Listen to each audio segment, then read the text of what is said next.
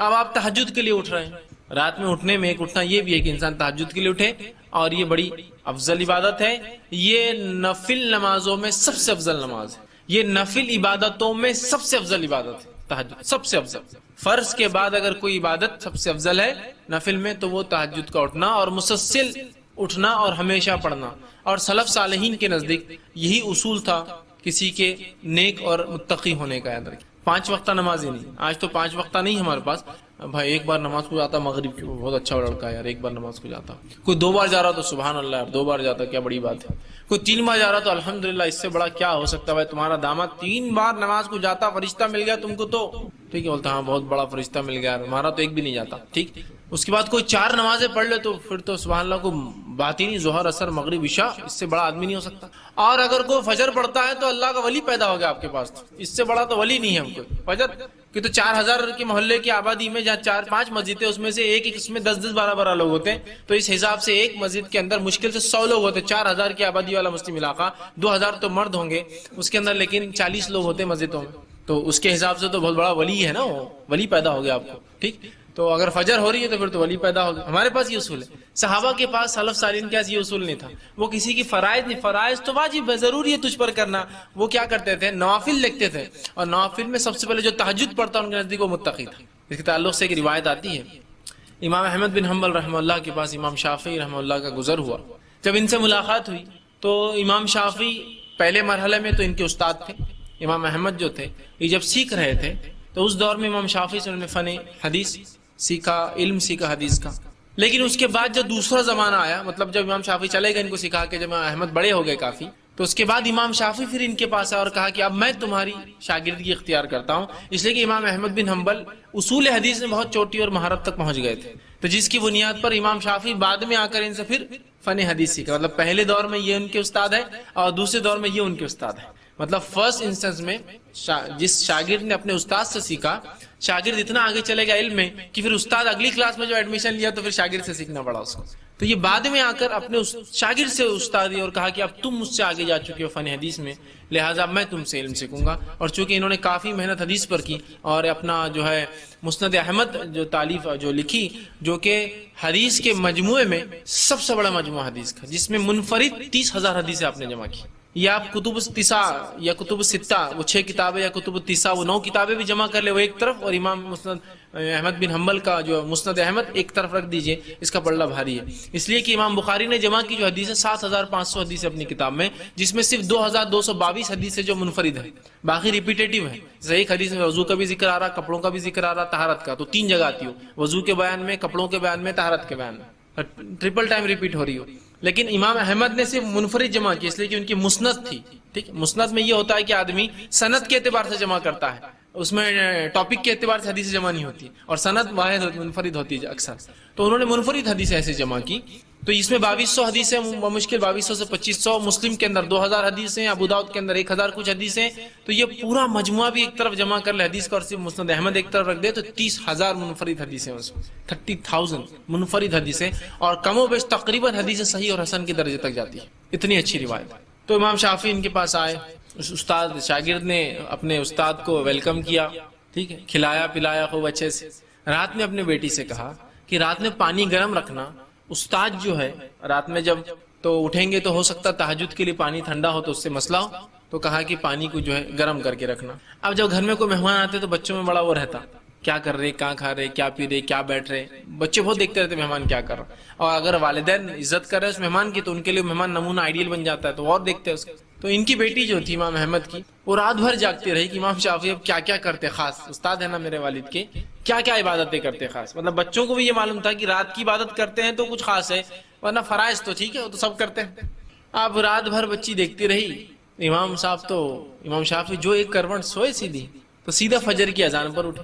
جب فجر کی اذان پر اٹھے تو امام احمد بھی نماز کے لیے جانے لگے، تو بچی نے ان کی مزیحتاً ہنستے ہنستے والد کو اسے تنگ کرنے کے لیے کہا، پانی زیادہ ٹھنڈا ہو گیا تھا رات میں، پانی شاید زیادہ ٹھنڈا ہو گیا تھا، مطلب امام صاحب کو آپ نے کہا پانی گرم رکھو، پوری رات میں پانی گرم کر کے رکھی، امام صاحب نے اٹھ کے وضو نہیں کیا، تو مذاق کے طور پر اپنے والد سے کہا پانی شاید بہت ٹھنڈا ہو گیا تھا رات میں۔ تو امام احمد سمجھ گئے کہ مطلب امام شافعی نے وضو نہیں کیا اور نماز نہیں پڑھی تہجد، تو بچی کو خاموش بٹھا کر چلے گئے۔ فجر کے بعد آئے تو رہا نہیں گئے، دیکھیے فرائض ان کے پاس اصل نہیں تھے، وہ تہجد سے، نوافل کے اہتمام سے انسان کو پرکھتے. تو پوچھ ہی لیا، کہا کہ کچھ مسئلہ تھا استاد، کیا بات ہے آپ نے تہجد نہیں پڑھی؟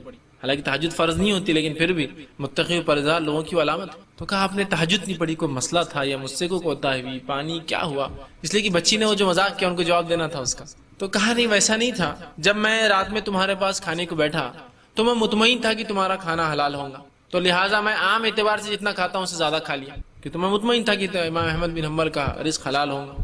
جب میں جا کر بستر پر لیٹا اور ایک کرمٹ لیٹ گیا تو میرے ذہن میں ایک حدیث آ گئی، ایک روایت آ گئی آپ صلی اللہ علیہ وسلم کی، کہ وہ جو بدو آیا تھا، ایک اعرابی آیا اور مسجد نبوی میں داخل ہوا اور صحابہ بیٹھے تھے، جا کر پیشاب کر دیا. تو وہ میرے ذہن میں وہ بات آ گئی، وہ حدیث آ گئی، اور اس حدیث پہ میں غور کرتا رہا اور کچھ فقہی مسائل نکالتا رہا کہ اسے کیا کیا بات پہ اخذ ہو سکتی ہے، کیا کیا بات پہ استنباط کر سکتے ہیں، نکال کر ہم بتا سکتے ہیں امت کو کہ یہ مسائل میں یہ کام ہو سکتا ہے. تو وہ مسئلے میرے ذہن میں آنے لگے، تو میں جب لیٹ گیا کرمٹ تو وہی حدیث میرے ذہن میں گھومتی رہی اور میں اس کو سوچتا رہا، اور اس ایک حدیث سے میں نے 70 مسائل رات بھر میں نکال لی. مطلب میرا ذہن اسی پہ چلتا رہا کہ کیا کیا نکل سکتا ہے، کہ پیشاب کسی کو تیز آئے تو نماز پڑھ سکتا ہے، اس لیے کہ وہ تیز آیا تھا، نماز پڑھی اور پھر پیشاب کر دیا. تو پتا چلا کہ وضو تھا تو اس نے سوچا ہوں میں باقی رکھتا ہوں. اسی طرح پتا چلا کہ کوئی پیشاب کر دے تو اسے روکنا نہیں چاہیے ورنہ روکنے سے ہو سکتا ہے اس کو تکلیف. اسی طرح پتا چلا اگر اسے روکا جاتا تو وہ بھاگتا تو پیشاب اور پھیل جاتا، تو غلاظت کم جگہ میں ہو رہی تو اس کو ہونے دیا جائے، بعد میں اس کو ہٹایا جائے، بعد میں پانی ڈالا جائے. ایسے مسائل نکالتے رہے. ٹھیک، اسی لیے فقہا کا شریعت نے بڑا مقام ہے یاد رکھی، لیکن وہ مقام بھی نہیں کہ نبی سے آگے چل جائیں گے فقہا. ٹھیک ہے، لیکن ان کا مقام اس لیے کہ وہ ہم کو اخذ کر کے مسائل بتاتے ہیں، لا کر رکھتے ہیں. تو امام شافعی 70 مسائل نکالے اور کہا بس وہ اس میں ذہن لگا رہا، تھوڑی نیند لگی اور فجر کی اذان ہو گئی. آپ سمجھ رہے بات کو؟ تو یہاں اس واقعے میں پتا چل رہا ہے کہ ان کے پاس اصل چیز کیا تھی، تقوی کی علامتیں. 5 وقت فرض نماز اور موقعہ نہیں، رات میں پڑھتا ہے کہ نہیں پڑھتا ہے. ہمارے پاس تو بھائی کوئی دن میں کچھ نمازیں جو فرض پڑھ لے تو بڑا فرشتہ آدمی ہے، ان کے پاس نہیں. 5 تو فرض ہے، اس کے علاوہ کیا دیتا ہے؟ زکوٰۃ تو دینی ہے جی، اس کو نہیں دیکھتے تھے وہ، اس کے علاوہ کیا خرچ کرتا ہے؟ روزے تو رکھنا ہے جی، رمضان کی سب رکھتے ہیں، اس میں کیا بڑی بات ہے؟ اس کے علاوہ کیا رکھتا ہے؟ یہ ان کے پاس تقوی اور ایمان کی علامتیں اور پیمانے تھے، یاد رکھیے. بہرحال تو رات میں نبی اکرم صلی اللہ علیہ وسلم اٹھتے، تو جب رات میں آپ تہجد کے لیے اٹھے تو اس کے لیے آپ صلی اللہ علیہ وسلم جب اٹھتے تہجد کے لیے تو آسمان کی صحیح بخاری کی روایت عبداللہ ابن عباس رضی اللہ عنہ فرماتے ہیں کہ میری خالہ میمونہ آپ صلی اللہ علیہ وسلم کی بیوی تھی، ہماری امہات میں سے. ان کے پاس میں نے ایک بار کہا کہ میں آپ کے ساتھ سوؤں گا تاکہ نبی اکرم صلی اللہ علیہ وسلم کیا کرتے ہیں وہ بھی دیکھ لوں. تو جب میں رات میں سویا تھا تو آپ صلی اللہ علیہ وسلم رات کے تیسرے پہر، اس سے پہلے یا اس کے بعد کبھی تو بھی اٹھے، وہ بچے تھے لیکن ایگزیکٹ یاد نہیں، لیکن کبھی تو فجر سے پہلے کا وقت تھا جس کو ہم سحر کا وقت کہہ سکتے ہیں. اٹھے، اٹھ کر آپ نے آنکھوں کو ملا تاکہ نیند کو بھگا دے. اس کے بعد آپ باہر نکلے حجرے سے، آسمان کی طرف دیکھا اور سورہ آل عمران کی آخری 10 آیتیں تلاوت کی. اس کے بعد آپ نے وضو کیا، بڑے اچھے سے مشکیز نکالی، پانی لیا اس میں سے اور بہت اچھے سے وضو کیا. وضو کر کے آپ کھڑے ہو گئے. تو اس روایت میں پتہ چلا آپ صلی اللہ علیہ وسلم رات تہجد کو اٹھتے تو آنکھ ملتے، تو نیند میں سے آپ اٹھے تو آنکھ ملے، اٹھ کر جاتے آسمان کی طرف دیکھ کر آخری 10 آیتیں پڑھتے اور اس کے بعد جو ہے آ کر وضو کرتے اور نماز پڑھتے. پھر وہ کہتے ہیں کہ جب آپ صلی اللہ علیہ وسلم نماز کو کھڑے ہوئے تو میں بھی وضو کر کے آیا اور آ کر رسول اکرم صلی اللہ علیہ وسلم کے الٹے طرف کھڑا ہو گیا. الٹے طرف، چھوٹے تھے پتہ نہیں ان کو، بچے تھے، آگے کھڑے ہو کے دیکھا آپ پڑھ رہے. تو رسول اکرم صلی اللہ علیہ وسلم نے اپنے سیدھے ہاتھ سے مجھے پکڑا اور اپنے سیدھے طرف لیا، چونکہ امام کے سیدھے طرف مقتدی ہوں اگر اکیلا ہے تو، الٹے نہیں. تو پتہ چلا نماز میں یہ چونکہ ضروری حرکت تھی اس لیے کہ وہ نماز غلط، ورنہ لوگ آ کے ادھر کھڑے ہو جاتے پھر سمجھتے یہ امام ہے. تو آپ نے پکڑا اور ادھر لیا.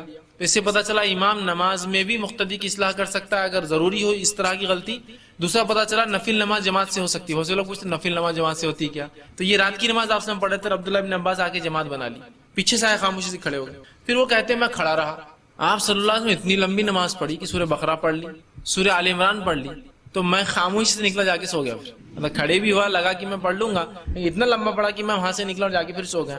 جب فجر ہوئی تو آپ نے مجھے جگایا اور جگا کر میرا کان پکڑا اور کہا کہ عبداللہ ایسا کرتے کہ پہلے تو نماز کو آئے، کھڑے ہوئے اور پھر چلے بھی گئے بیچ میں سے توڑ کے، مسکراتے، مطلب صرف ہنسی کے لیے، یہ نہیں کہ ان کو سزا دی، مسکراتے ہوئے کان پکڑا اور کہا کہ ایسا کرتے ہیں نماز میں، مطلب آئے تم پہلے کھڑے ہوئے، غلط کھڑے ہو گئے، پھر ادھر سے آئے اور پھر جا کے سو گئے اور میں پھر سو گیا. تو اس میں دیکھیے کتنی باتیں پتہ چلی کہ ایک تو آپ اٹھ کر رات میں تہجد پڑھتے اور آسمان کی طرف، تو آپ تہجد کو اٹھتے ہیں تو آسمان کی طرف دیکھ کر آپ یہ پڑھ سکتے ہیں. اس طرح کی آسمان نہ دیکھ سکے، ایسا خواتین گھر سے باہر نہیں نکل سکتی تو بہرحال آپ وہیں پڑھ لے ویسا، لیکن یہ سنت ہے آپ پڑھنا اور اس کے بعد پھر آپ تہجد کو کھڑے ہوتے تھے. ٹھیک.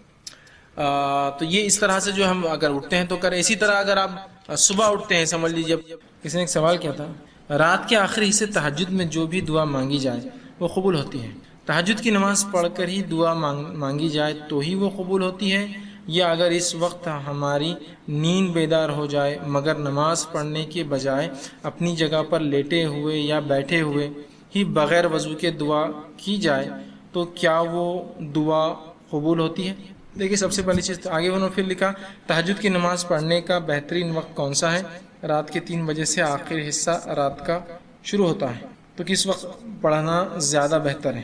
اگر ہم اپنے بیڈ پر جا نماز بچھا کر نماز پڑھیں تو کیا ایسا پڑھ سکتے ہیں؟ دیکھیے سب سے پہلی چیز تو یہ کہ جو رات کے تیسرے آخری پہر میں جو فضیلت ہے، جو صحیح مسلم کی روایت ہے، عموماً ہم رمضان میں سنتے ہیں لیکن یہ سال بھر کے لیے. حدیث کیا ہے؟ آپ سے فرماتے ہیں رات کے آخری پہر میں، آخری حصے میں اللہ رب العزت پہلے آسمان میں، آسمانی دنیا پر آ جاتا ہے اور ایک ندا، ایک آواز لگاتا ہے، کوئی مغفرت کا طلب کرنے والا، میں مغفرت دینے بیٹھا. اللہ اس کو حکم دیتا ہے. پھر ایک آواز آتی ہے کوئی مانگنے والا مجھ سے، میں دینے کے لیے بیٹھا. ہر روز، رمضان میں خاص نہیں، ہر روز رات کے آخری پہر میں اللہ رب العزت دنیاوی آسمان پہ آ جاتا ہے. کیسے کیا واللہ عالم، بس آ جاتا ہے بس. اور ایک آواز لگاتا ہے، اللہ حکم دیتا ہے لگاؤ آواز، ہے کوئی مانگنے والا، میں دینے بیٹھا ہوں، ہے کوئی مغفرت طلب کرنے والا، میں مغفرت دینے بیٹھا ہوں اس وقت. ٹھیک ہے. اب نبی اکرم صلی اللہ علیہ وسلم اس وقت کا فائدہ کیسا اٹھا وہ دیکھنا پڑے گا ہم کو. طریقہ مانگنے کا، آپ صلی اللہ علیہ وسلم نماز پڑھتے تھے. اب یہ الگ بات ہے کہ آپ رات میں اٹھ جائیں، چونکہ جو کاغذ پر آتے میں خواتین کے سوال سمجھتا ہوں تو ان کے حساب جواب دیتا ہوں. اگر آپ رات میں اٹھ جائیں اور آپ کی حالت ایسی نہ ہو کہ آپ نماز پڑھ سکتی ہو فرض، یا کوئی بھی نماز پڑھنے کی حالت نہ ہو، تب میں کہہ سکتا ہوں پھر آپ دعا کر لیں، اس رات کے وہ حصے کا فائدہ اٹھا لیں دعا کی شکل میں. لیکن اگر آپ عام حالت میں جب آپ پاک ہوتے ہیں تو پھر تو آپ کو نماز پڑھنا، اس لیے کہ آپ صلی اللہ علیہ وسلم دعا کی اور نماز پڑھ کر کی. تو ہم نماز پڑھیں گے، اس لیے کہ عبادت کے بعد اگر نماز یا کوئی کام کیا دعا کرے تو یہ بہت اچھا موقع ہوتا ہے اور ایک وہ وسیلہ بن جاتا ہے وہ عبادت آپ کی دعا کے لیے. یاد رکھیے. تو آپ تہجد پڑھیے، اس لیے کہ اٹھ کر نماز پڑھنے میں جو مشقت ہے اس مشقت کا بدلہ بھی اللہ دیتا ہے. اٹھ کر نماز پڑھیے، اس نماز کے پڑھنے کے بعد آپ دعا کیجیے، یہ زیادہ بہتر اور افضل، اور یہی طریقہ نبی اکرم صلی اللہ علیہ وسلم ملتا ہے. سوائے اس کے کہ آپ ایسی حالت میں نہ ہو نماز پڑھنے کی تو آپ رات میں اٹھ جائیں، نیند میں ہو تو دعا کر لیں، اس لیے آخری پہر ہے. لیکن اصل طریقہ تو یہی کہ تہجد پڑھیں. کون سا وقت بہتر ہے؟ تہجد کا سب سے افضل وقت آخری حصہ ہے رات کا، شروع ہوتا ہے عشاء کی بعد سے، آخری جو پہر آخری حصہ ہوتا ہے وہ. تو رات میں بہرحال یہ مختلف علاقوں میں مختلف راتیں کا ڈیوریشن ہوتا ہے تو وقت بدل جائیں گا. جیسے ہمارے پاس اورنگ آباد کے اندر فجر کا وقت جو ہے تقریباً 4:15 یا 20 سے شروع ہوتا ہے. بمبئی میں 4:40 سے ہو رہا ہوں ان دنوں میں، یا 4:20 یا 4:25 سے شروع ہوتا ہے. تو اس کے اعتبار سے 4:25 سے پہلے آپ کو تہجد پڑھنا پڑ جاتا ہے. بہت سے لوگ سمجھتے ہیں جب تک فجر کی اذان نہیں ہوتی تب تک وقت رہتا ہے تہجد کا اور سحر کا. ہمارے پاس فجر کی اذان، فجر کے وقت سے آدھا گھنٹہ پون گھنٹہ کہ وتر کے تعلق سے وتر کب پڑھے، وتر کتنی رکعت پڑھے، وتر کا طریقہ کیا ہے، قنوت نازلہ کب پڑھنی چاہیے، قنوت کا طریقہ کیا ہے، کیا قنوت کے بغیر نماز ہوتی یا نہیں ہوتی، وتر کو سونا کیا ضروری ہے یا بغیر سوئی کے وتر ہو جاتی. مطلب تہجد کی بات چونکہ وتر پڑھتے ہیں، تہجد کے تعلق سے بہت سارے سوالات تھے کہ تہجد کے لیے سونا کیا ضروری اور فرض ہے. اور بہرحال کیا جس میں بہت زیادہ لوگوں کے سوالات تھے. تو انشاءاللہ عزیز ان سوالات کو ہم نے سب کو جمع کیا اور آج انشاءاللہ عزیز ہم آپ کے سامنے جو ہے میں آپ کے سامنے وتر کے تعلق سے اور تہجد کے تعلق سے کچھ باتیں رکھوں گا. ہم پہلے وتر دیکھیں گے پھر تہجد. اس کی وجہ یہ ہے حالانکہ وتر کوئی ضروری نہیں کہ عشاء کی بات پڑھی جائے، یہ کبھی بھی پڑھی جا سکتی عشاء سے لے کر فجر تک. لیکن عموماً ہم دیکھتے ہیں ہمارے علاقوں میں، ہندوستان، پاکستان، بنگلہ دیش میں لوگ وتر عشاء کی بات پڑھتے ہیں. تو میں پہلے وتر کی مسائل رکھ دیتا ہوں چونکہ اس کو عموماً لوگ پڑھتے ہیں، اور اس کے بعد انشاءاللہ کچھ باتیں تہجد کے تعلق سے آپ کے سامنے رکھ دوں گا تاکہ وہ باتیں بھی ہمارے عزیز آ جائیں. ٹھیک. تو آئیے ہم سب سے پہلے وتر کی نماز کی فضیلت دیکھتے ہیں کہ وتر کی نماز کی کیا فضیلت ہے. وتر ویسے کہتے ہیں آڈ کو، مطلب کسی چیز کو جو ایون ہو، جس کو جفت ہو، اس کو طاق کر دینا، مطلب ایون کو آڈ کر دینا.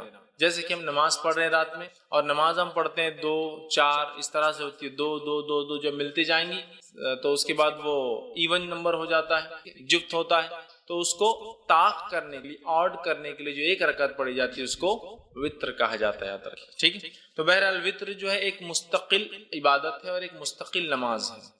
بہت سارے لوگوں کو یہ غلط فہمی ہوتی ہے کہ وتر جو ہے عشاء کا ایک حصہ ہے، اس لیے میں بات رہا ہوں. تو وتر کوئی عشاء کا حصہ نہیں ہے، وتر ایک مستقل نماز ہے، ایک مستقل عبادت ہے جو نبی اکرم صلی اللہ علیہ وسلم کیا کرتے تھے، اور آپ پر یہ عبادت فرض بھی تھی، یاد رکھیں امت پر فرض نہیں، تو آپ یہ عبادت وہ کرتے تھے اور مستقل کرتے تھے، شہر میں ہو سفر میں ہو، اور ہمیشہ جو ہے آپ اس نماز کو پڑھا کرتے تھے۔ تو وطر ایک مستقل عبادت ہے، اور اس عبادت کو ہمیں چاہیے کہ ہم جو ہے کوشش کریں کہ ہم کریں، اور یہ عشاء کا حصہ نہیں ہے، یاد رکھیں عشاء کے ساتھ بھی پڑھی جا سکتی ہے لیکن پارٹ آف عشاء نہیں۔ جیسا بہت سارے لوگ اگر کوئی وطر پڑھ کے نہیں گیا تو ارے عشاء پڑھے اور وطر نہیں پڑھے آپ نے تو عشاء بھی قبول نہیں ہوتی، اس لیے کہہ رہا ہوں وطر ایک مستقل الگ عبادت ہے، عشاء کی نماز ایک الگ عبادت ہے، یاد رکھیں۔ لیکن عموماً ہمارے پاس وطر کے بعد معاف کرنا عشاء کے فوراً بعد وطر پڑھ لیتے ہیں، ملاتے ہیں، تو ایسا لگتا ہے جیسا کہ یہ اس کا حصہ، جبکہ وہ اس کا حصہ نہیں، یاد رکھیے۔ نبی اکرم صلی اللہ علیہ وسلم نے ارشاد فرمایا،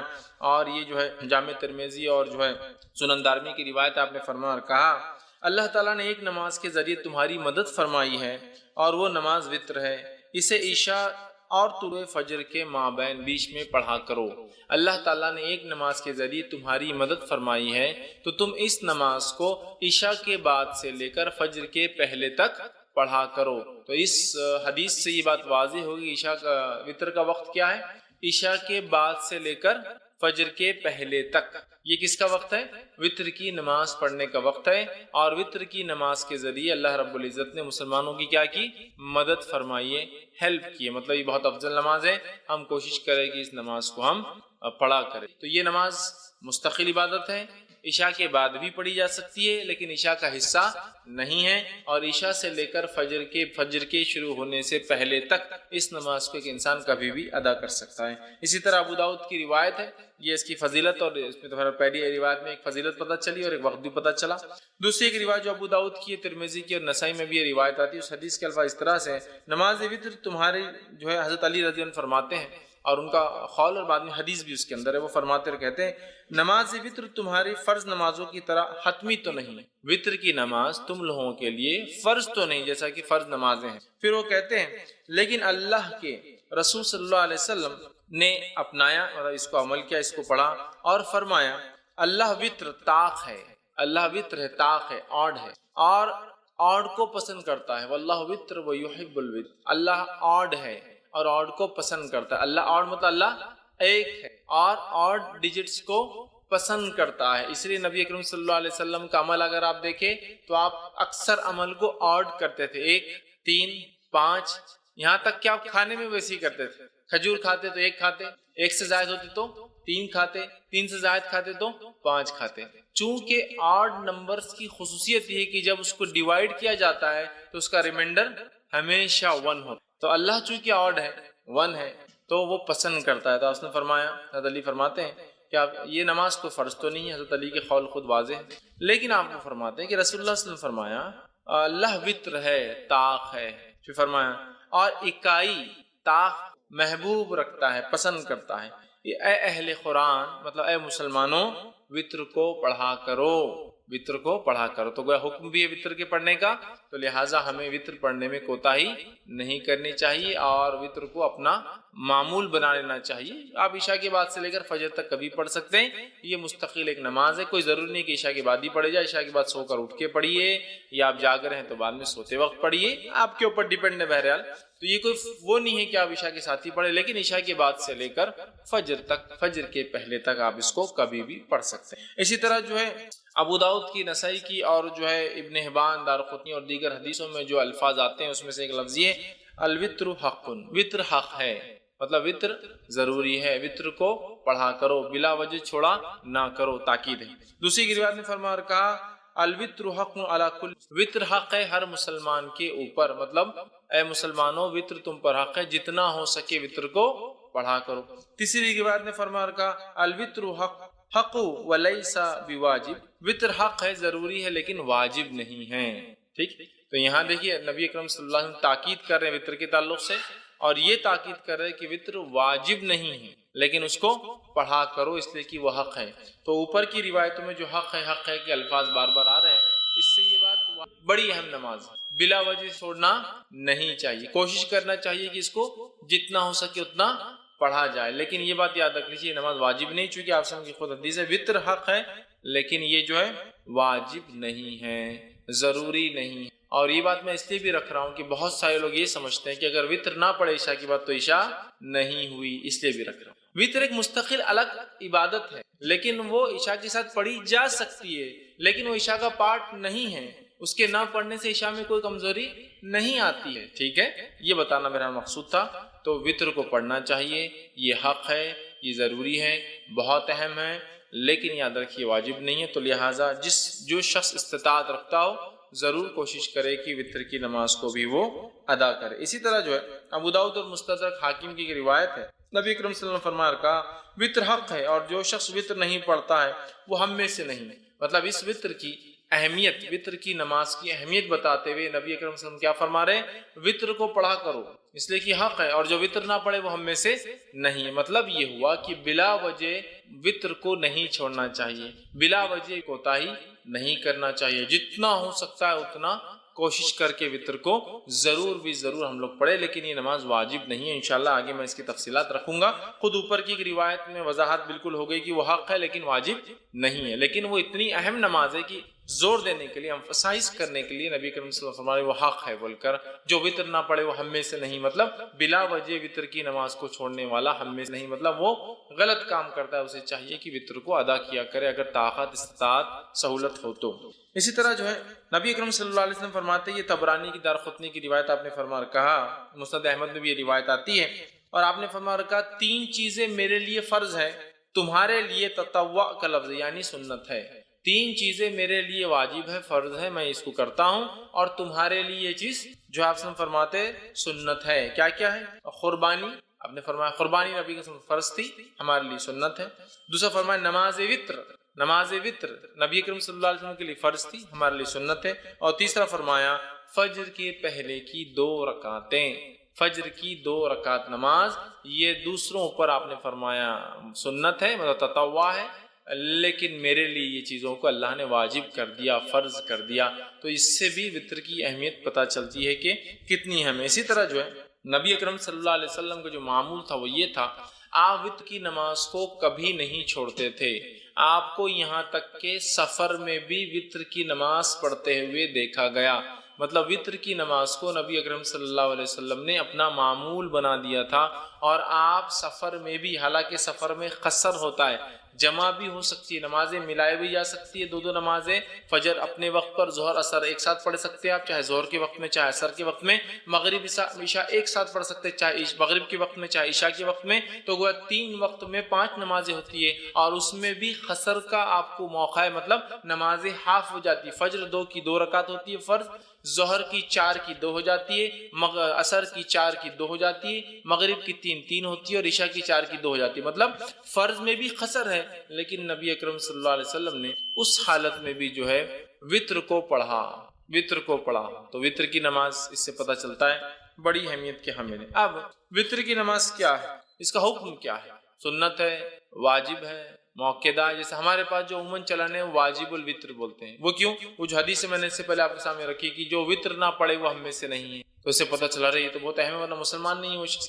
لیکن علماء لکھتے ہیں یہ وضاحت کے لیے ہے، اہمیت بتانے کے لیے ہے، لیکن یہ اسلام سے خارج نہیں ہوتا کوئی وطر، ٹھیک ہے؟ تو یہ واجب نہیں، بلکہ اس کے تعلق سے صحیح قول یہ کہ وطر کا پڑھنا سنت موقدہ ہے، واجب نہیں، یاد رکھ، اس لیے کہ ہمارے پاس اور خاص طور سے حنفی مسلک میں فرض الگ چیز ہے، واجب الگ چیز ہے، جبکہ ہمارے نزدیک یہ ہے کہ فرض اور واجب ایک ہی چیز ہے، یاد رکھ، فرض اور واجب کی اہمیت ایک جیسی ہے۔ تو بہرحال وہ کہتے واجب ہے، ٹھیک ہے، ہم کہتے واجب نہیں، سنت موقدہ ہے، سنت موقدہ، اور یہی قول جمہور علماء کا، یاد رکھیے۔ اور نبی اکرم صلی اللہ علیہ وسلم کی ایک حدیث میں نے آپ کے سامنے پہلے رکھ بھی دی تھی۔ اسی طرح ایک اور روایت ہے جو میں نے پہلے آپ کے سامنے رکھی تھی، جس میں آپ نے فرمایا اور کہا کہ یہ جو ہے آپ فرماتے نہیں سوائے اس کے تطوع یعنی سنت نفل پڑھے، مطلب وطر کی نماز یہ جو ہے یہ سنت ہے، سنت موقدہ ہے۔ ایک رات نے فرمایا مجھ پر فرض ہے اور تم لوگوں پر تطوع، تم لوگوں پر کیا ہے؟ سنت ہے، تم لوگوں پر یہ نماز فرض نہیں ہے۔ تو اس سے پتہ چلا یہ نماز واجب نہیں بلکہ سنت موقدہ ہے، ٹھیک ہے۔ اسی طرح امام مالک جو ہے اور مسند احمد کے اندر روایت آتی ہے، عبادہ بن صامت رضی اللہ عنہ اس کے راوی فرماتے اور کہتے ہیں کہ جس کے اندر آپ صلی اللہ علیہ وسلم نے فرمایا کہ یہ تطوع، یہ نماز سنت ہے، نہ کہ تم پر فرض، تو بلکہ یہ جس کو ہم کہیں گے عام زبان میں سنت مؤکدہ جو کہتے ہیں نا، ایسی سنت جس کو نبی اکرم صلی اللہ علیہ وسلم نے ہر حال میں کرنے کی کوشش کی، یہ نماز ایسی ہے، یاد رکھیے وتر۔ اب وطر کی نماز کا وقت کب شروع ہے اس کے تعلق سے دیکھ لیتے ہیں۔ تو میں سمجھتا ہوں پہلی حدیث میں نے درس کی ابتدا میں جو بتائی واضح ہے کہ یہ نماز کے ذریعے اللہ نے ہماری مدد کی، اور یہ نماز عشاء کے بعد سے لے کر فجر کے پہلے تک پڑھی جا سکتی ہے، ٹھیک۔ تو اس کا وقت شروع ہوتا ہے عشاء کے بعد سے فجر کے مطلب فجر کے شروع ہونے سے پہلے تک، مطلب اس کو عام زبان میں کہوں تو عشاء کے بعد سے سحر کے وقت کے ختم ہونے تک، چونکہ سحر کا وقت ختم ہوتا ہے تو فجر شروع ہو جاتی ہے، تو اس کا وقت رات میں عشاء کے بعد سے لے کر سحر کے شروع ہونے کے پہلے تک ہے۔ تو ہم لوگ کوشش کریں کہ اس عمل کو جو ہے اگر ہم کرنا چاہتے ہیں تو عشاء کے بعد سے لے کر فجر کے پہلے تک کر سکتے ہیں۔ ابو داؤد، ترمذی، ابن ماجہ کی روایت ہے، آپ صلی اللہ علیہ وسلم فرمایا کہا اسے نماز عشاء اور طلوع فجر کے مابین پڑھو، عشاء کے بعد اور طلوع فجر کے شروع ہونے کے بیچ میں کہیں آپ اس نماز کو پڑھ سکتے ہیں، یاد رکھیں، ٹھیک ہے۔ اسی طرح جو ہے آپ صلی اللہ علیہ وسلم فرماتے ہیں، اور صحیح بخاری اور صحیح مسلم کی متفق علیہ روایت، آپ نے فرمایا کہا نبی کریم صلی اللہ علیہ وسلم رات کے ہر حصے میں نماز وتر ادا فرمائی، ابتدائی حصے میں بھی، وسط شب میں بھی، اور رات کے آخری حصے میں بھی۔ اور یہ روایت حضرت عائشہ سے ہے کہ حضرت عائشہ فرماتی ہے کہ آپ صلی اللہ علیہ وسلم وتر کی نماز عشاء کے بعد بھی پڑھتے تھے، اس کے بعد سے لے کر نماز رات کے کسی بیچ کے حصے میں بھی پڑھتے تھے، اور اس کے علاوہ رات کے آخر حصے میں بھی پڑھا کرتے تھے۔ تو اس سے پتہ چلا کہ وتر کی نماز عشاء کے بعد سے لے کر فجر کے پہلے تک کبھی بھی پڑھی جا سکتی ہے، اور نبی اکرم صلی اللہ علیہ وسلم نے عشاء کے بعد سے لے کر فجر کے پہلے تک پڑھا۔ اسی طرح ایک دوسری روایت صحیح بخاری اور صحیح مسلم کی، آپ نے فرمایا اور کہا، اور آپ صلی اللہ علیہ وسلم نے جن دنوں میں وفات پائی، مطلب یہ روایت بھی عائشہ فرماتی ہے اور کہتی ہے اس روایت میں کہ جن دنوں میں نبی اکرم صلی اللہ علیہ وسلم وفات پائی، ان دنوں میں آپ آخری حصے سحر کے وقت وتر کو پڑھا کرتے تھے۔ اس سے کیا پتہ چلا؟ آپ صلی اللہ علیہ وسلم عشاء کی بعد بھی پڑھتے، بیچ میں پڑھتے، اور آخر وقت میں، لیکن آپ نے کیا کیا، اس کو آخر وقت میں اللہ کے رسول اس کو سحر کے وقت پڑھا کرتے تھے۔ اسی طرح جو ہے نبی اکرم صلی اللہ علیہ وسلم کا جو ہے ایک حکم ہے، حدیث ہے جو صحیح بخاری صحیح مسلم کی روایت، آپ نے فرمایا کہا صبح ہونے سے پہلے پہلے وتر کو پڑھ لو، مطلب صبح ہونے سے پہلے پہلے تک وتر کو ہم کو پڑھ لینا چاہیے۔ تو پتہ چلا وتر عشاء کے بعد سے لے کر فجر کے پہلے تک کبھی بھی آپ پڑھ سکتے ہیں، اور نبی اکرم صلی اللہ علیہ وسلم نے اس کو عشاء کے بعد سے لے کر فجر تک کبھی بھی پڑھا، اور اس کو ہم کہیں گے عشاء کے بعد بھی پڑھی جا سکتی ہے، لیکن آخر وقت میں پڑھنا افضل ہے، سحر کے وقت میں پڑھنا افضل ہے، اس لیے کہ انسان سوتا ہے، سو کر اٹھتا ہے، اٹھنے کے بعد پھر نفل نمازیں مطلب تہجد پڑھتا ہے، اور تہجد کے بعد اگر وتر پڑھتا ہے تو یہ افضل ہے، یاد رکھیے۔ اب آپ کہیں گے خالی وتر کو رات میں کیوں اٹھنا ہے؟ تو تہجد بھی پڑھنا، لیکن میں تہجد انشاءاللہ آخری میں رکھوں گا وہ حصہ۔ تو یہ جو وتر کو ہم کہہ رہے ہیں آخری وقت میں پڑھنا افضل ہے، اس سے مراد ہے آخری وقت میں انسان رات میں اٹھے، تہجد کی نماز پڑھے، تہجد کے بعد اپنی وتر پڑھ لے۔ صحیح مسلم کی روایت ہے، ماں عائشہ رضی اللہ عنہا سو جاتی تھی، آپ سب ان کو اٹھاتے تھے اور کہتے عائشہ اٹھ اور وتر پڑھ لے، مطلب تہجد ادا کر، اور تہجد ادا ہونے کے بعد اپنی وتر کی نماز، چونکہ عموماً صحابہ آخر وقت میں وتر پڑھتے تھے، چاہے تہجد کے وادی تھے، لہٰذا چونکہ تہجد ایک بہت افضل عمل ہے، یاد رکھیے بہت افضل، نفل نمازوں میں سب سے افضل نماز ہے یہ، تو لہٰذا وہ لوگ روکے رکھتے تھے اپنی نماز کو، وتر کو، اور تہجد میں اٹھتے تھے، تہجد میں اٹھنے کے بعد وتر پڑھتے تھے، تو اللہ کے رسول صلی اللہ علیہ وسلم ماں عائشہ کو اٹھاتے تھے تاکہ وہ اپنی وتر ادا کرے، مطلب تہجد پڑھ لے اور اس کے بعد وتر بھی ادا کرے۔ تو یاد رکھیے یہ آخری وقت افضل ہے، لیکن کوئی ضروری نہیں ہے، آپ کو ڈر ہے خدشہ ہے رہ جائیں گی، نہیں پڑھ پاؤں گا، تو بہرحال پہلے بھی پڑھ سکتے ہیں۔ اسی طرح جو ہے جامع ترمذی، ابن ماجہ اور مسند احمد کی روایت ہے، نبی کریم صلی اللہ علیہ وسلم فرمایا کہا تم میں سے جس شخص کو یہ اندیشہ ہو کہ وہ رات کے آخری حصے میں نہیں جاگ سکیں گا تو اسے چاہیے کہ رات کے پہلے حصے میں ہی وتر پڑھ لے۔ جس کو ایسا لگے کہ میں رات میں نہیں اٹھ سکتا ہوں تو اسے چاہیے کہ وتر پہلے پڑھ لے، مطلب عشاء کے بعد پڑھ لے۔ پھر فرماتے اور کہتے ہیں پڑھ لے، اور جسے آخر رات میں قیام کا شوق ہو اور طمع ہو کہ وہ کرے، قیام کرے، اس کو شوق ہو، اس کو لگا ہو، اسے چاہیے کہ وہ رات کے آخری، جس کو ڈر ہو یا میں اٹھ نہیں پاؤں گا، شک ہو رہا ہے، یا میں روز پڑھتا ہوں تہجد لیکن آج جاگا بہت دیر تک تو اٹھ نہیں پاؤں گا، یا پھر میں روز بھی نہیں اٹھ پاتا ہوں تہجد کے لیے، بس عشاء ہو جاتی ہے، فجر کو اٹھتا ہوں تو بیچ میں نہیں اٹھ پاؤں گا، تو پھر وہ عشاء کی بات پڑھ لے۔ ایسا نہیں، جس کو شوق ہے، رات کی نماز پڑھنا چاہتا ہے، تہجد پڑھنا چاہتا ہے، تو پھر کیا کرے، وہ وتر کو روکے رکھے، تہجد کے بعد اس کو ادا کرے۔ اسی طرح صحیح مسلم کی روایت ہے، نبی صلی اللہ علیہ وسلم فرمایا اور کہا بے شک رات کے آخری حصے کی نماز میں فرشتے آتے ہیں اور یہی افضل ہے۔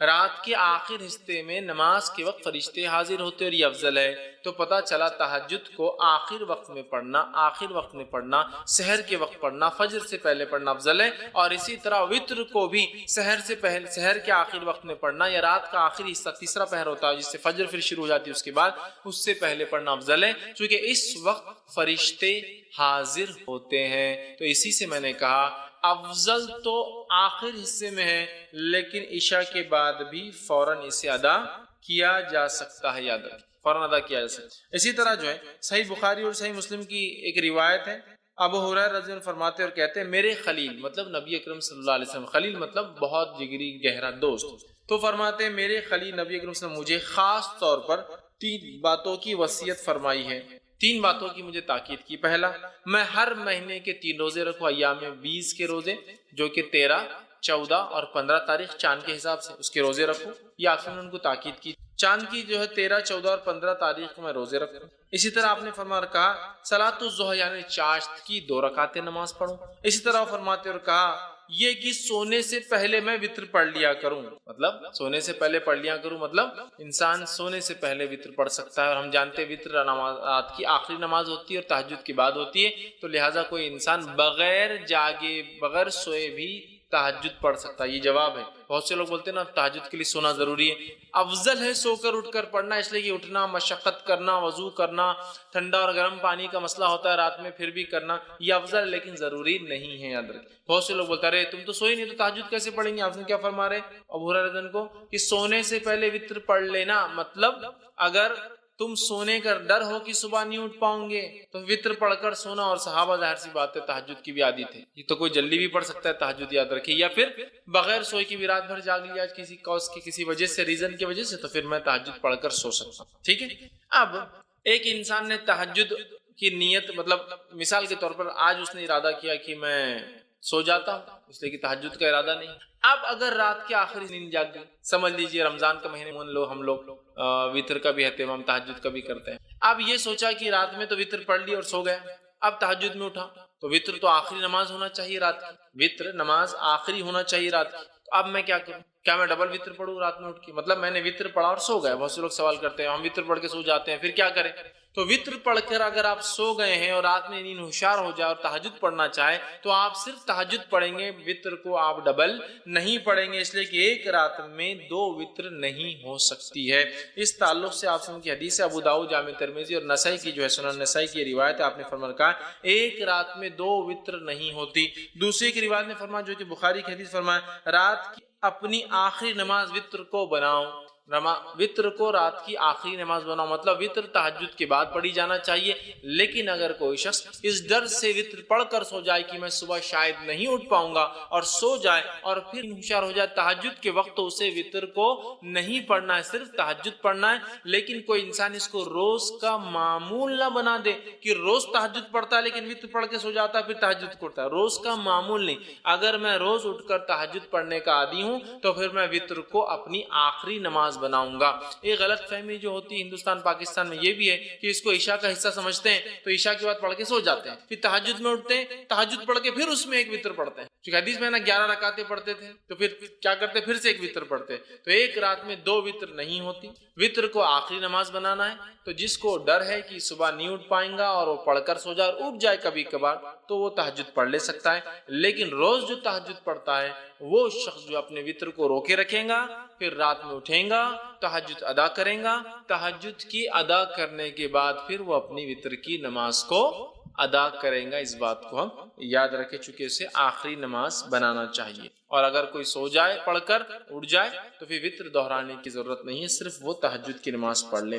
ایک غلط فہمی یہ بھی ہوتی ہے کہ وتر پڑھ کے سو گئے، نیند ہوشیار ہوئی، تہجد نہیں پڑھ سکتے، بولے وتر آخری تھی نا اب اکاؤنٹ کلوز ہو گیا تو تہجد بھی نہیں پڑھتے، ویسا نہیں ہے، کبھی کبھار آپ اٹھ جاتے ہیں، موقع ہے تو پڑھ لیجئے، وتر کو آپ کو پھر دہرانے کی لیکن ضرورت نہیں، یاد رکھیں۔ اب اسی طرح میں روز اٹھتا ہوں رات میں تہجد پڑھتا ہوں، یا آج میں نے نیت کی کہ میں تہجد میں اٹھ کے وتر پڑھوں گا تو میں نے وتر کو اٹھا کے بازو رکھ دیا آج رات، اب میں سو گیا، اب جب اٹھا تو فجر کی اذان ہو گئی، مطلب فجر ہو گئی اب کیا کروں؟ تو کیا میری وطر کی قضا ہوگی؟ چلو تہجد تو چلے گی، چھوڑو، چونکہ تہجد کا مسئلہ نہیں، لیکن وطر تو بڑی اہم نماز تھی۔ تو یاد رکھیے وطر کی نماز ایک ایسی نماز ہے جس کی قضا نبی اکرم صلی اللہ علیہ وسلم ثابت ہے۔ چونکہ آپ اتنا پڑھتے تھے، کثرت سے پڑھتے تھے، ہمیشہ پڑھتے تھے، سفر میں پڑھتے تھے، گھر پر پڑھتے تھے، کہ آپ نے اس کی قضا بھی کی۔ اور اس تعلق سے ایک روایت ہے جو ابو داؤد، مستد احمد اور جو مستدرک حاکم کی حدیث، آپ نے فرمایا جو شخص وطر سے سویا رہ جائے، مطلب ارادہ تھا اٹھ کے پڑھوں گا لیکن سو گیا، روز پڑھتا تھا سو گیا، یا آج نیت کر کے وطر نہیں پڑھی کہ تہجد پڑھوں گا اور میں سو گیا،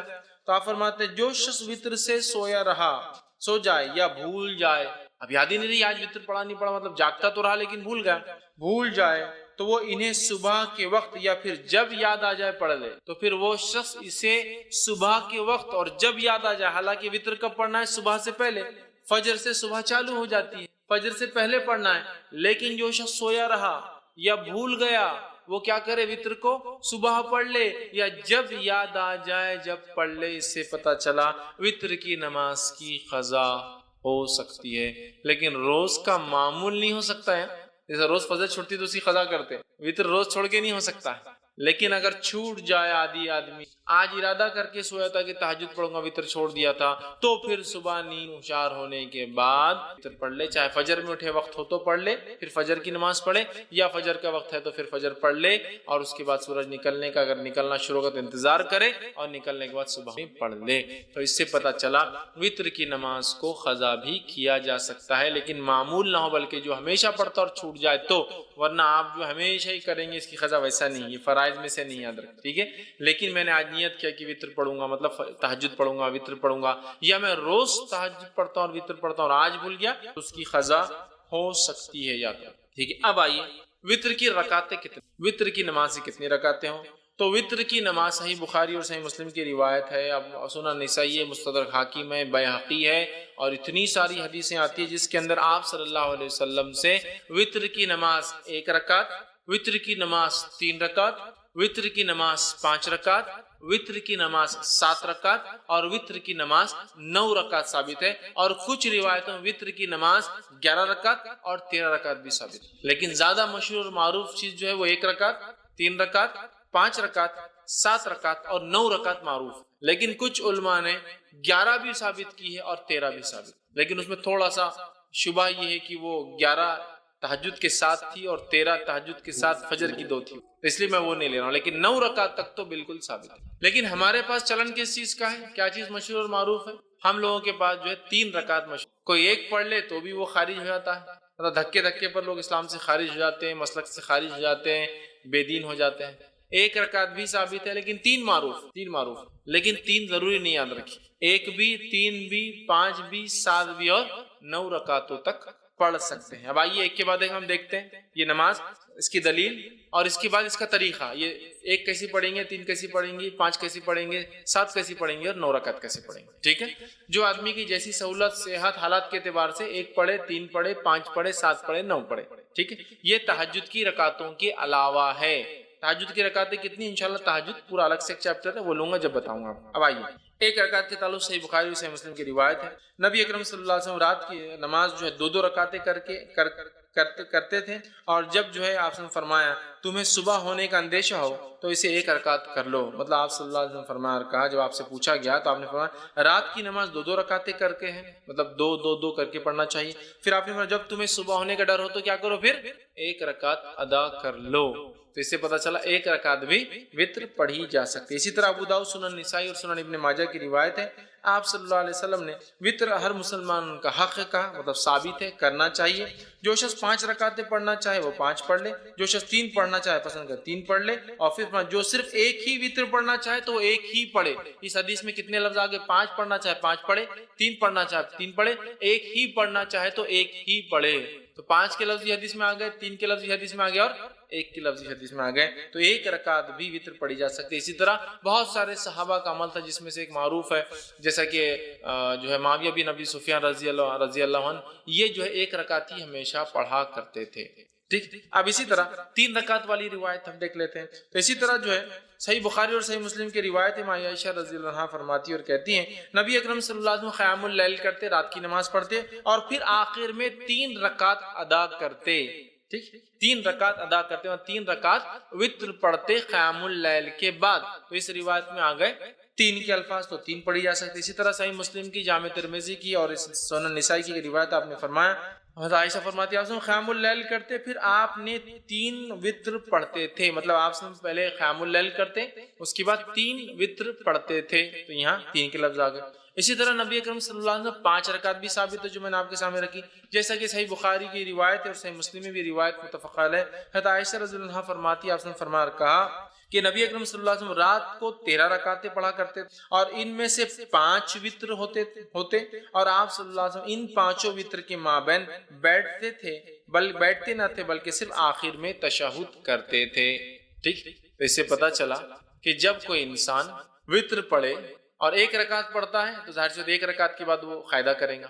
3 رکعت پڑھتا ہے تو تیسری رکعت میں قاعدہ کریں گا، صرف وتر میں صرف تیسری رکعت میں قاعدہ کریں گا. اور اس حدیث میں آ رہا ہے 5 پڑھتے اور صرف 5ویں رکعت میں قاعدہ کرتے. 1 پڑھے تو 1 میں قاعدہ ہوگا، 3 پڑھے تو آخری رکعت میں تیسری میں قاعدہ، اور 5 پڑھے تو کب کرنا قاعدہ آپ کو؟ 4 رکعت آپ کنٹینیوس پڑھیں گے بغیر قاعدے کے. 2 ہو گئی کھڑے ہو جائیں گے، تیسری ہو گئی، چوتھی ہو گئی کھڑے ہو جائیں گے، 5ویں کے بعد آپ قاعدہ کر کے، تو 5 رکعت میں صرف آخری میں قاعدہ کرتے. تو اس حدیث کے اندر الفاظ کیا کہ آپ 5 پڑھتے اور 5 میں مابین بیٹھتے نہیں، مطلب سلام نہیں پھیرتے، بلکہ مطلب قاعدہ بھی نہیں کرتے، سلام بھی نہیں پڑھتے، سیدھا کھڑے ہو جاتے اور 5ویں میں تشہد کے لیے آخر میں بیٹھتے. اسی طرح 7 رکعت والی روایت آئیے دیکھتے ہیں. سنن نسائی کی، ابن ماجہ، مسند احمد کی روایت ہے.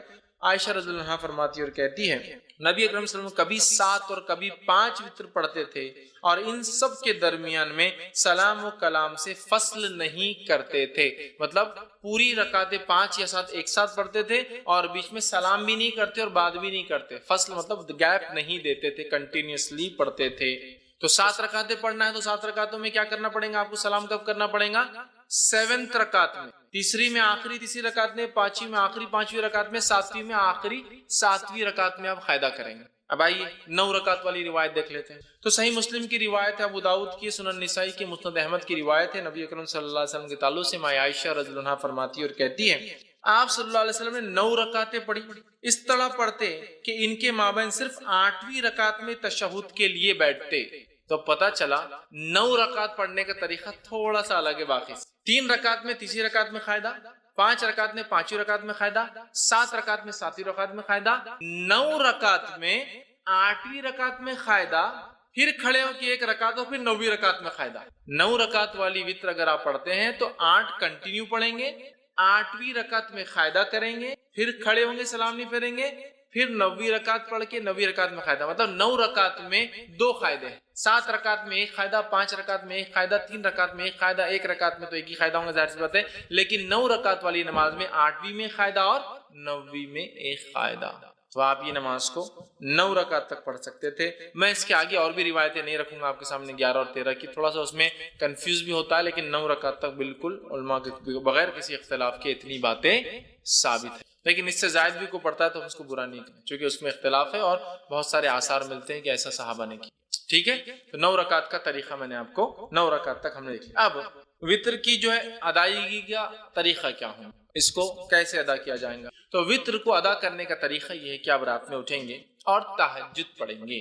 چونکہ یہ نماز وتر کی بات ہو رہی ہے، رات کی نماز کی بات، ٹھیک. اور وتر کی نماز جو ہے قیام اللیل کی بعد آپ سے پڑھتے ہیں، تہجد کی بات پر. تو آپ رات میں اٹھنے کے بعد 2، 4، 6 یا 8 رکعتیں آپ نماز پڑھیں گے، 2 کر کے 2 یا 4 یا 6 یا 8 رکعت نماز پڑھیں گے. ان نمازوں کے بعد 1 یا 3 یا 5 یا 7 یا 9 رکعت وتر. ہوگی بات ختم.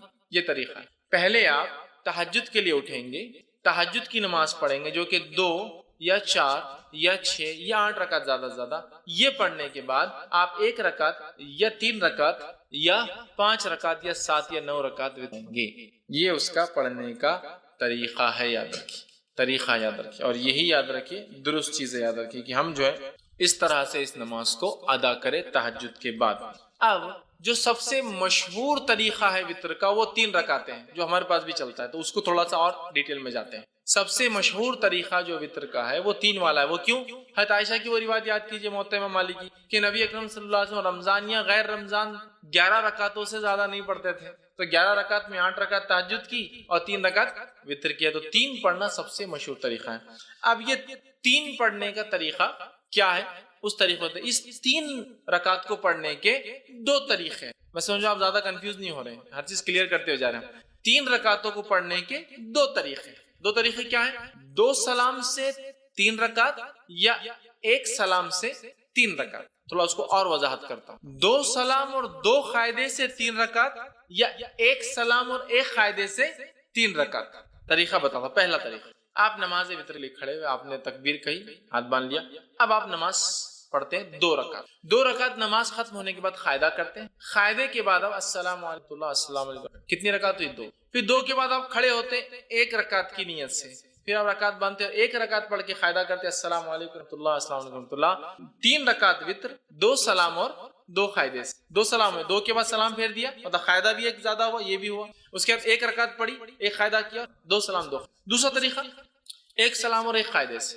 پہلا طریقہ سمجھ میں آ گیا, 2 رکعت پڑھی, سلام پھیر دیا, پھر کھڑے ہوئے 1 رکعت پڑھی, سلام پڑھی, تو قاعدے بھی 2 ہوئے, سلام 2 ہوئے. اب 1 سلام سے اور 1 قاعدے والا طریقہ, آپ نے رکعت باندھی وتر کی, 3 رکعت کی نیت سے آپ کھڑے ہوئے, اللہ اکبر کے ہاتھ باندھا, کنٹینیوسلی 3 رکعت پڑھیں گے. اب 1 ختم ہوئی, دوسری پڑھا آپ نے, دوسری ختم ہوئی, بیٹھیں گے نہیں, اب قاعدے میں کھڑے ہو جائیں گے, تیسری آپ پڑھیں گے. تیسری رکعت کے پڑھنے کے بعد آپ قاعدہ کریں گے اور پھر السلام علیکم رحمۃ اللہ السلام. 1 قاعدہ اور 1 سلام سے 3 رکعت اور 2 قاعدے 2 سلام سے. سمجھ میں آ گئی بات؟ کلیئر ہے؟ بہت زیادہ کنفیوژن نہیں. سعودی عرب میں سب سے زیادہ معروف طریقہ وہ پہلا والا ہے. 2 رکعت پڑھتے ہیں, سلام پھیر دیتے, پھر 1 رکعت پڑھتے. ہندوستان کے اندر 3 پڑھتے, لیکن تھوڑا سا مسئلہ ہوتا ہے. ہم 3 رکعت 1 قاعدے اور 1 سلام سے نہیں پڑھتے, 3 رکعت 2 قاعدے 2 سلام, بالکل مغرب کی نماز کے جیسے. آپ کو بولے مغرب کے ایسا وتر کو نہیں پڑھنا ہے, تو پھر ایک نیا لاتے ہیں, ہم الگ کریں نا, بیچ میں ہاتھ اٹھاتے نا, تیسری رکعت میں اللہ اکبر بول کے پھر ہاتھ باندھ. حالانکہ ہر طرف تو رفع منسوخ ہو گیا بولتے ہیں, ہاں لیکن ثابت کرتے ہیں.